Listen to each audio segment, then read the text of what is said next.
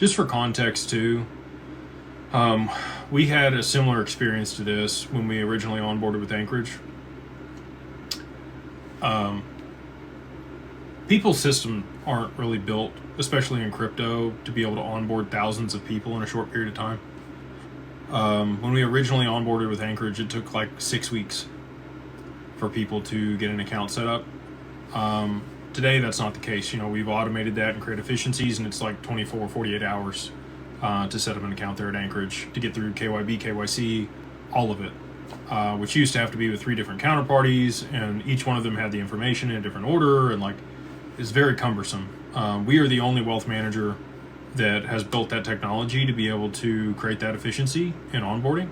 That's proprietary to us, so anybody else that goes to set up an account with Anchorage or other institutional custodians are likely going to have significantly delayed onboarding duration, and they'll have to work through that themselves. So that's one of the moats that we have, and we're experiencing something similar here with Uphold.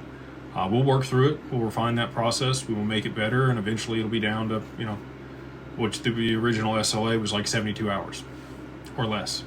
That's what we're looking to get to, and so again, appreciate people's patience on that.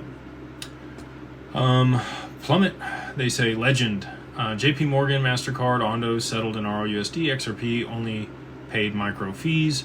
What has to change for XRP to become the settlement layer, and are you seeing early signs of this stuff is starting?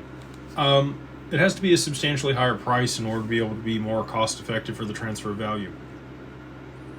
So, 3-4 digit XRP, you would start seeing the DEX route payments through that versus other issued assets on chain, because it will be faster and more efficient to do that. It's always going to route through the least amount of friction with the lowest cost. That's the benefit of the XRPL. So until XRP sits in that position where it has enough liquidity to support that at scale, you're going to continue to see settlement happening in stablecoins. But like I've talked about, I just released a video. If you guys haven't watched that, RLUSD versus XRP, and why both matter. They're complementary, not competitive, and they actually feed one another, because the more value that's moving on chain adds more utility to XRP, and a higher price XRP would then continue to compound as more and more issued assets were put onto the XRPL and traded, because trade volume is really what supports the price of XRP when it's being routed through that. So a much higher price XRP is the answer.